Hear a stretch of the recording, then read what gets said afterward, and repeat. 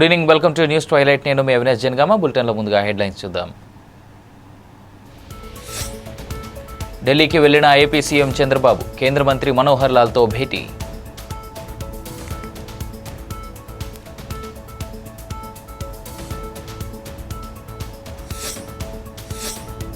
Telangana cabinet భేటీ, BC రిజర్వేషన్లు, SC వర్గీకరణపై చర్చ.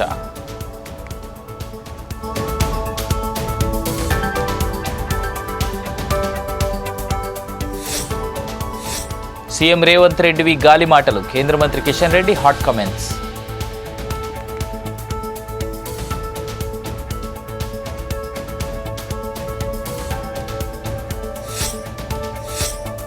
BRS BJP పతనానికి అడుగు, ఎమ్మెల్సీ ఎన్నికలపై శ్రీధర్ బాబు వ్యాఖ్యలు.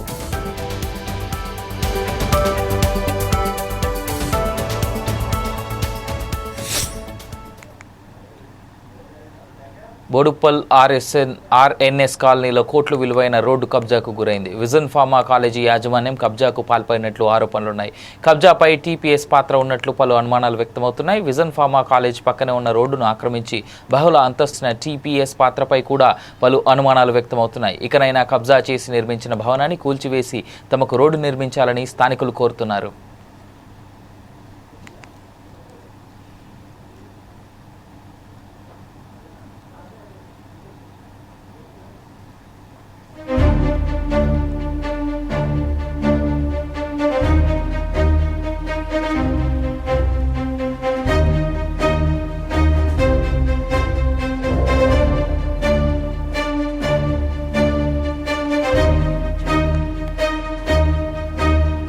బోడుప్పల్ ఆర్ఎన్ఎస్ కాలనీలో కోట్ల విలువైన రోడ్డు కబ్జాకు గురైంది. విజన్ ఫార్మా కాలేజీ యాజమాన్యం కబ్జాకు పాల్పడినట్లుగా ఆరోపణలున్నాయి. కబ్జాపై టీపీఎస్ పాత్ర ఉన్నట్లు పలు అనుమానాలు వ్యక్తమవుతున్నాయి. విజన్ ఫార్మా కాలేజీ పక్కనే ఉన్న రోడ్డును ఆక్రమించి బహుళ అంతస్తుల నిర్మాణం చేశారు. దీనిపై మున్సిపల్ కార్యాలయంలో నిర్మాణ దశలోనే ఫిర్యాదు చేసినప్పటికీ అధికారులు చూసి చూడనట్లుగా వ్యవహరించారు. కబ్జాపై ప్రాంత పరిశీలన చేసిన టీపీఎస్ పాత్రపై కూడా పలు అనుమానాలు వ్యక్తమవుతున్నాయి.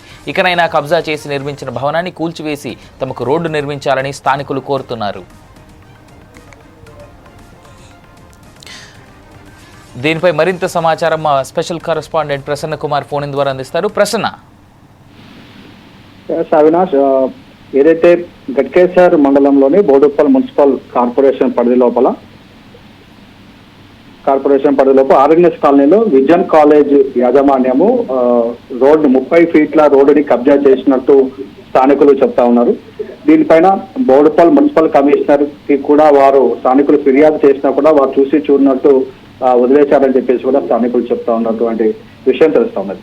అయితే టీపీఎస్ కూడా పాత్ర ఉన్నట్లు కూడా స్థానికులు చెప్తా ఉన్నారు. ఎందుకంటే దీనిపైన ఫిర్యాదు చేసినా, దీని మీద ఎటువంటి పోరాటం చేసినా ఎవరు పట్టించుకోవడం లేదు. అధికారులు అసలు దీని వైపు కన్నెత్తి చూడట్లేదని చెప్పేసి స్థానికులు చెప్తా ఉన్నారు. దీని నిర్మాణంలో ఉన్నప్పుడు కూడా మేము ఫిర్యాదు చేయడం జరిగింది, కానీ అధికారులు మాత్రము ఈ చుట్టుపక్కల కూడా రావడం లేదు. ఎందుకంటే వారికి డబ్బులు ముట్టాయని చెప్పేసి స్థానికులు ఆరోపణలు చేస్తా ఉన్నారు. అయితే కార్పొరేషన్ వారు రోడ్డుని కబ్జా చేశారని చెప్పేసి కార్పొరేషన్ వారికి మేము వినతి పత్రాలు ఇచ్చినా కూడా అధికారులు పట్టించుకోకపోవడం అనేది విస్మయానికి గురి చేస్తుందని చెప్పేసి స్థానికులు చెప్తా ఉన్నారు. ఎన్ని ఫిర్యాదులు చేసినా కానీ రోడ్డు ఆక్రమణ చేసినటువంటి అయితే విఎన్ఎస్ విజన్ కాలేజ్ ఉందో విజన్ కాలేజీకు తొత్తులుగా వ్యవహరిస్తా ఉన్నారు. కాలేజీ యాజమాన్యం చెప్పిందే వింటా ఉన్నారు, కానీ స్థానికులకు ఇబ్బంది అవుతుంది. ఇదైతే రోడ్డు 30 ఫీట్ల రోడ్డు ఏదైతే ఉందో ఈ రోడ్డు అప్పుడు ఎవరైతే రిజిస్ట్రేషన్ చేశారో రిజిస్ట్రేషన్ లోపల ఆ చుట్టుపక్కల వాళ్ళకి 30 ఫీట్ల రోడ్డుగా రిజిస్ట్రేషన్ చేయడం జరిగింది. అయినా కూడా వీరు పట్టించుకోవడం లేదు. ఇది మాకు తీవ్ర ఇబ్బందులు కలిగిస్తా ఉన్నది. రోడ్డు లేకపోవడం వల్ల మేము చాలా ఇబ్బందులు పడతా ఉన్నాము. దీనిపైన ఖచ్చితంగా చర్యలు తీసుకోవాలని చెప్పేసి స్థానికులు కోరుతా ఉన్నట్టు తెలుస్తా ఉన్నది. ప్రసన్న, దీనిపై కంప్లైంట్ చేయడం లాంటిది ఏదైనా జరిగిందా? చూస్తుంటే ఒక అఫీషియల్ కంప్లైంట్ లెటర్ కూడా మనకు కనిపిస్తా ఉంది బిగ్ స్క్రీన్ పైన. సో ఎలాంటి కంప్లైంట్ చేశారు అండ్ పోలీసుల సైడ్ నుంచి ఉన్నటువంటి సమాచారం ఏంటి? అయితే స్థానికులు ఎవరైతే ఉన్నారో వారు లాస్ట్ ఇయర్ 30 తారీఖు నవంబర్ నెల లోపల municipal commissioner Boduppal municipal commissioner కి కంప్లైంట్ చేయడం జరిగింది. ఏదైతే ఈ 46 సర్వే నెంబర్ లోపల 49/50 ఏదైతే ఉందో 46 సర్వే నెంబర్ లోపల బై పార్ట్ 49/50 సర్వే నెంబర్ లోపల 30 ఫీట్ల రోడ్డుని కబ్జా చేస్తా ఉన్నారు. కబ్జా చేసి దానిపైన బిల్డింగ్ కడతా ఉన్నారని చెప్పేసి ముదిగొండ సురేష్ అనేటువంటి వ్యక్తి కంప్లైంట్ చేయడం జరిగింది. అయితే ఈ కంప్లైంట్ చేసిన వ్యక్తి ఏం చేసినా కానీ ఈ అధికారులు మాత్రము పట్టించుకోలేదని చెప్పేసి చెప్తా ఉన్నారు.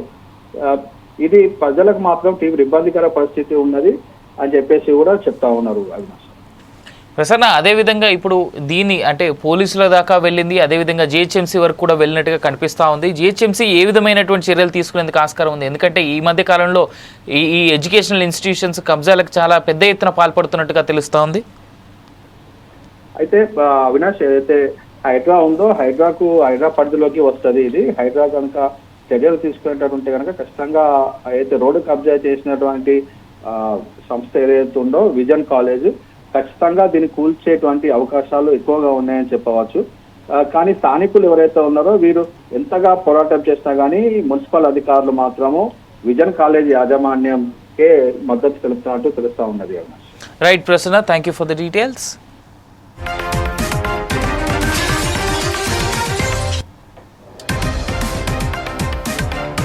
రైట్, ఇక్కడ స్థానికుల వర్షన్ ఏ విధంగా ఉందో ఒకసారి వినేటువంటి ప్రయత్నం చేద్దాం. ముఖ్యంగా బోడుప్పల్ మున్సిపల్ కార్పొరేషన్లో ఈ టౌన్ ప్లానింగ్ విభాగంలో ఎన్నిసార్లు టౌన్ ప్లానింగ్ అధికారుల దృష్టికి అక్రమ నిర్మాణాలపై చర్యలు తీసుకోమని కలెక్టర్ దృష్టికి తీసుకెళ్లిన, ఆఖరికి సీఎం రేవంత్ రెడ్డి ప్రజావాణి దృష్టికి తీసుకెళ్లిన ఆ అక్రమ నిర్మాణాలపైన అయితే చర్యలు తీసుకోవడం జరగడం లేదు. ఒక సీఎం స్థాయి దగ్గరికి తీసుకెళ్ళి మేము రిప్రజెంట్గా ఒక లెటర్ ఇచ్చినా కూడా దాన్ని పట్టించుకునే దాఖలా ఈ టౌన్ ప్లాన్ విభాగం లేదు. ముఖ్యంగా ఆర్ఎన్ఎస్ కాలనీ సర్వే నెంబర్ 46, 49, 50 ఈ survey number layout vision pharmacy PG college. దీంట్లో ఈ లేఅవుట్లో మీరు గమనిస్తే రోడ్డు ఉంటుంది, కానీ ఇప్పుడు ఆ రోడ్డు ఆక్రమించుకొని దానిని మొత్తం క్లోజ్ చేసి నిర్మించడం జరిగింది. నేను ముఖ్యంగా చెప్పేది ఏంటంటే టౌన్ ప్లానింగ్ విభాగంలో ముఖ్యంగా ఈ చైర్మన్లు మీ దృష్టికి తీసుకురావట్లేదా? ఒకవేళ మీరు తీసుకొచ్చిన తర్వాత దానిని మీరు పరిగణలోకి తీసుకుంటలేరా? లేకపోతే ఇంకేదన్నా ప్రజాప్రతినిధుల మాజీ ప్రధానప్రతినిధులు ఏమైనా ఒత్తిడి కారణంగా మీరేమైనా ఆగుతున్నారా? ఇదేదో విషయం మీరు బయట పెట్టాలని మేము సిపిఐ పార్టీ నుంచి డిమాండ్ చేస్తున్నాం. సీఎం చంద్రబాబు తిరిగి ఢిల్లీకి వెళ్లారు. మరి కాసేపట్లో ఆయన కేంద్ర మంత్రి మనోహర్ లాల్ ఖట్టర్తో భేటీ కానున్నారు. అనంతరం ఓ టీవీ ఛానల్ కార్యక్రమంలో పాల్గొంటారు. ప్రపంచ చరిత్ర పుష్పావిష్కరణలో భాగంగా చంద్రబాబు విశాఖకు వచ్చారు. కార్యక్రమం ముగియగానే ఢిల్లీకి బయలుదేరి వెళ్లారు.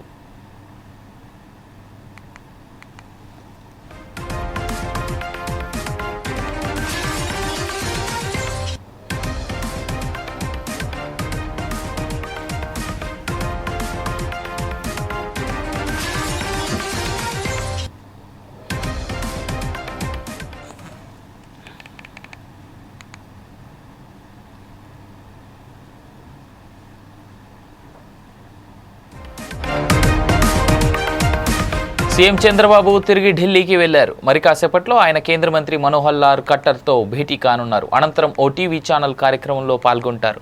ప్రపంచ చరిత్ర పుస్తకావిష్కరణలో భాగంగా చంద్రబాబు విశాఖకు వచ్చారు. కార్యక్రమం ముగియగానే ఢిల్లీకి బయలుదేరి వెళ్లారు.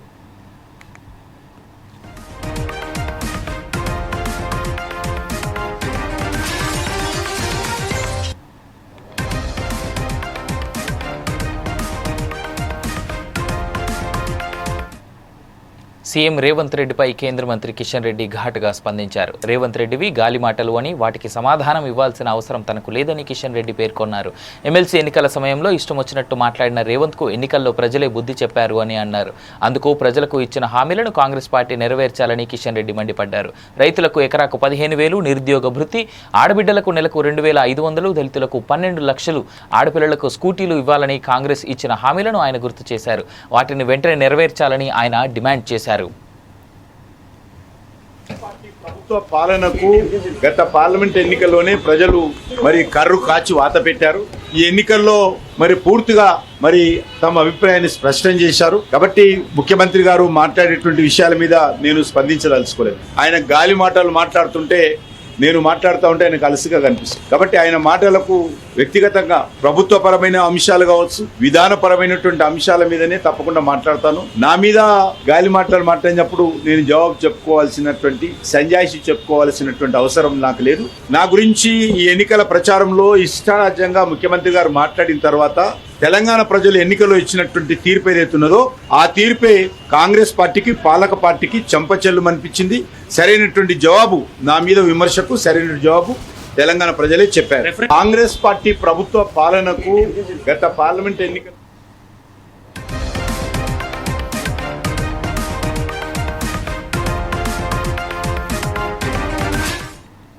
బీజేపీతో ఉన్న ఫెవికాల్ బంధాన్ని బలపరుచుకోవడానికే టీచర్స్, గ్రాడ్యుయేట్స్ ఎమ్మెల్సీ ఎన్నికల్లో బీఆర్ఎస్ నేతలు శ్రమించారని మంత్రి శ్రీధర్ బాబు ఆరోపించారు. ఆఖరి 3-4 రోజుల్లో 2 పార్టీలు కలుపుకొని కాంగ్రెస్ పార్టీని ఓడించాలని అనుకుంటున్న తీరును ప్రజలు గమనిస్తున్నారని ఆయన వెల్లడించారు. ఎమ్మెల్సీ ఎన్నికల్లో కాంగ్రెస్ పార్టీ ఓటమికి గల కారణాలను వివరించారు. బీజేపీ, బీఆర్ఎస్ పార్టీలు ఈ ఎన్నికల్లో కలిసి పనిచేశాయని, అందుకే కాంగ్రెస్ పార్టీ ఓటమి పాలైందని మంత్రి వివరించారు. అంతేకాని ప్రజలు, నిరుద్యోగులు, ప్రభుత్వ ఉద్యోగులకు ప్రభుత్వం మీద వ్యతిరేకత లేదని ఆయన స్పష్టం చేశారు. ఎన్నికలు పోతున్నప్పుడు బీజేపీ నిలబడ్డది, కేంద్రంలో బీజేపీ ఉండే, గెలిచిందా? ఈడ తెలంగాణలో పతనం వాళ్ళది. బీజేపీ బీఆర్ఎస్ కలవటం అనేదే పతనానికి మొదటి అడుగు. ఎవరు వెనుకపోతలేరు. స్పష్టంగా మాకున్న కమిట్మెంట్ బలహీన వర్గాలకు సంబంధించి ఈరోజు మేము చేస్తా ఉన్న కులగణనకు సంబంధించిన సర్వే కార్యక్రమంతో పాటు మా కమిట్మెంట్, మా చిత్తశుద్ధి చట్టాన్ని తీసుకురావాలనే ఒక ప్రయత్న భాగంలోనే ముందుకెళ్తా ఉన్నాము. అది వచ్చిన తర్వాతనే ఎన్నికకి వెళ్తామని చెప్పినాము. ఇంకా మాకు ఎన్నిక ఇంపార్టెంట్ కాదు, మాకు ఎన్నిక ఇంపార్టెంట్ అయితే ఇప్పటివరకు చేసేటోళ్ళం. అది ఎక్కడ పక్కన పెట్టి బీజేపీని గెలిపించుకోవాలని వారికి ఉన్న ఫెవికాల్ బంధం ఇంకా కూడా గట్టిగా చేయడానికి ఈ శాసన మండలిని ఎన్నికల సందర్భంలో వారి తెలంగాణ కేబినెట్ సమావేశం కొనసాగుతోంది. మధ్యాహ్నం 2 గంటలకు సీఎం రేవంత్ రెడ్డి అధ్యక్షతన కేబినెట్ భేటీ అయ్యింది. అసెంబ్లీలో ఎస్సీ వర్గీకరణకు ఆమోదం తెలపడానికి అవసరమైన బిల్లులను ఈ సమావేశంలో ఆమోదించనున్నారు. అలాగే బీసీలకు విద్యా, ఉద్యోగాల్లో రిజర్వేషన్లను పెంచే బిల్లులకు కేంద్ర కేబినెట్ ఆమోదం తెలపనుంది. రాష్ట్ర అసెంబ్లీ బడ్జెట్ సమావేశాలు ప్రారంభమయ్యే తేదీ, బడ్జెట్ ప్రవేశపెట్టే తేదీలను ఖరారు చేయనున్నారు. టూరిజం పాలసీకి గ్రీన్ సిగ్నల్ ఇవ్వనున్నారు. వీటితో పాటు పలు అంశాలకు ఆమోదముద్ర వేస్తారు.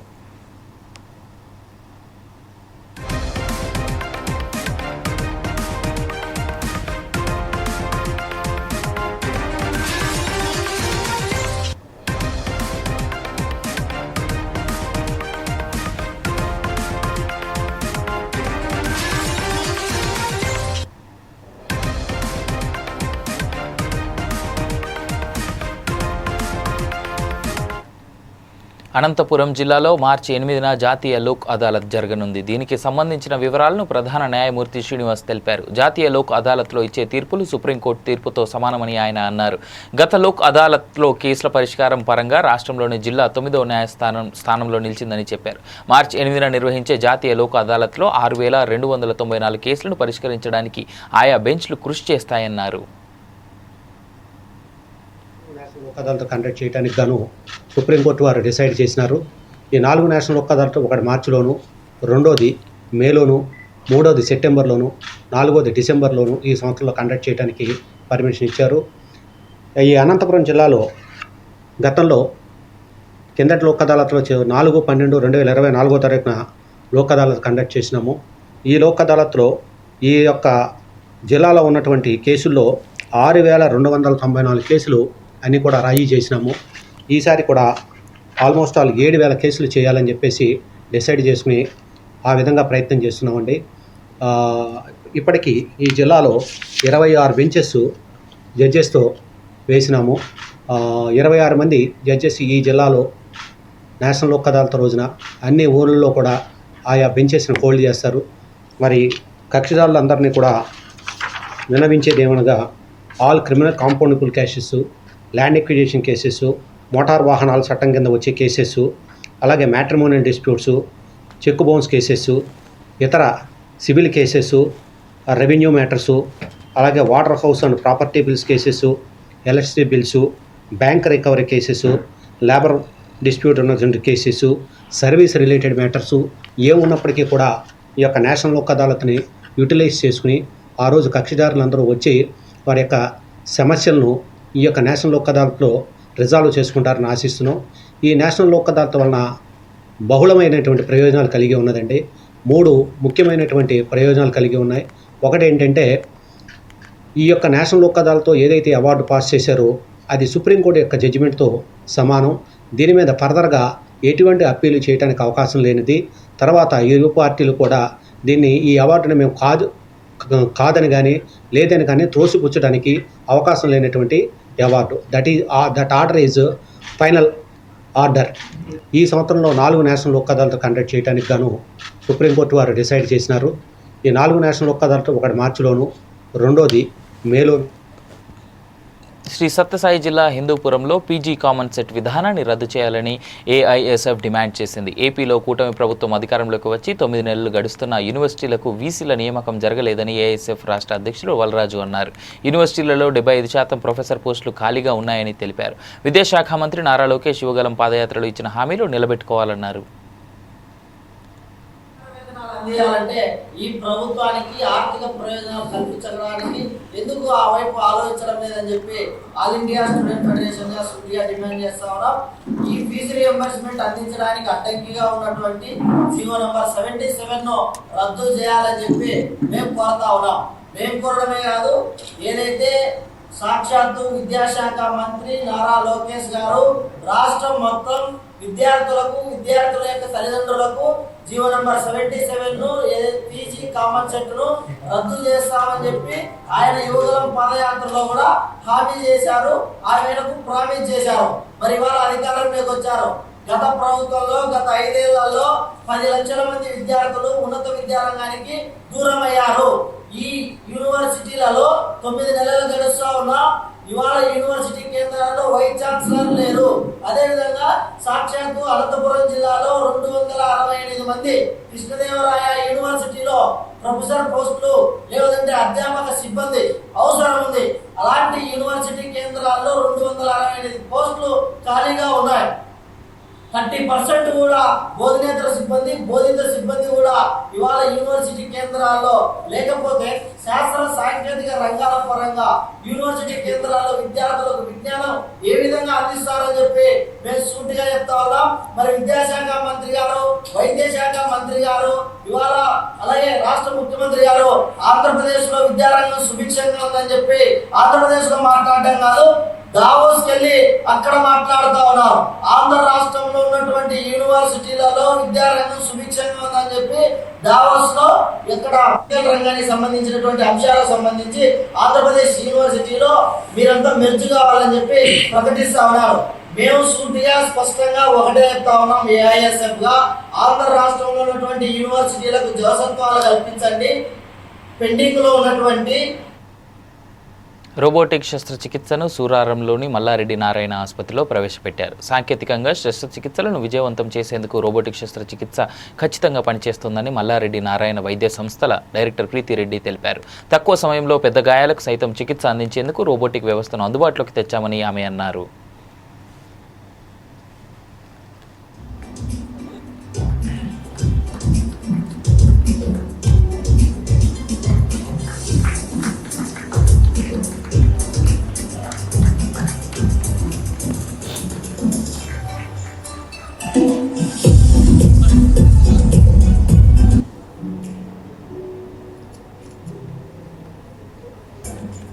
రోబోటిక్ సర్జరీ చాలా అడ్వాన్స్డ్గా, చాలా లేటెస్ట్ టెక్నాలజీ.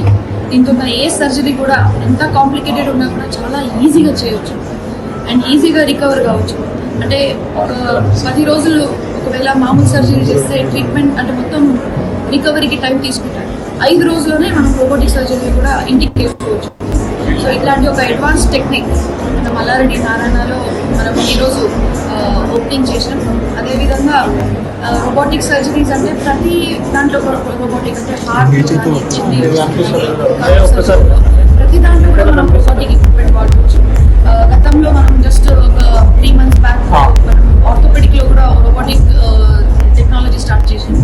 సో అదేవిధంగా మొత్తం మల్లారెడ్డి నారాయణ కన్సెప్ట్ ఏంటంటే latest technology, advanced treatment hospitals ప్రతి ఒక్కరికి కూడా లేటెస్ట్ ట్రీట్మెంట్, క్వాలిటీ ట్రీట్మెంట్ వాళ్ళకి అందుబాటులో ఉండాలి. అదేవిధంగా చాలా తక్కువ ధనంలో వాళ్ళు ఇట్లాంటి ట్రీట్మెంట్ పొందాలని మేమందరం అంత ప్లానింగ్ మనకి. సో మల్లారెడ్డి గారు ఎప్పుడు చెప్తుంటారు, ఏదున్నా మనము అంటే మనం సేవ చేయాలి. హాస్పిటల్స్లో మనం అన్ని రకరకాల ఎక్విప్మెంట్స్ తీసుకురావాలి, ప్రతి ఒక్కరికి ఫ్రీ ట్రీట్మెంట్ ఇవ్వాలి. మల్లారెడ్డి హాస్పిటల్లో గతం 15 సంవత్సరాల నుంచి ఫ్రీ ట్రీట్మెంట్ ఇస్తున్నాం. ఒక పేషెంట్కి దూరంగా అంటే పక్కన ఉండొచ్చు, లేకపోతే వేరే హాస్పిటల్ నుంచి కూడా ఇది ఆపరేట్ చేయొచ్చు. అట్లాంటి లేటెస్ట్ ఎక్విప్మెంట్ ఇది. అంటే ఇప్పుడు 5G టెక్నాలజీ అనేది చాలా అడ్వాన్స్గా పెరిగిపోయింది. దీంతో ఏంటంటే మనం ఎక్కడ నుంచైనా డాక్టర్ స్కిల్తోని, అంటే ఇది 6 months ట్రైనింగ్ అవసరం అవుతుంది దీనికి. ఫస్ట్ రోబోటిక్ సర్జరీ చేయడానికి ఒక్కసారి ట్రైన్ అయిన తర్వాత అంటే చాలా ఫైన్ ట్యూన్తోని, పైన మినిమల్ ఇన్సిషన్తో వాళ్ళు సర్జరీ చేసి ఒక పేషెంట్ కూడా చాలా స్పీడ్గా రికవర్ అవుతుంది. అంటే బయట వేరే హాస్పిటల్ కంపేర్ చేసుకుంటే ఇక్కడ అతి తక్కువ ధరతోని అంటే ఈ రోబోటిక్ సర్జరీ అనేది ఇక్కడ ఉండే పేషెంట్స్కి ఇక్కడ నార్త్ ఆఫ్ తెలంగాణ. ఇవి ఇప్పటివరకు ఉన్న updates. For more updates keep watching 4 Sides TV.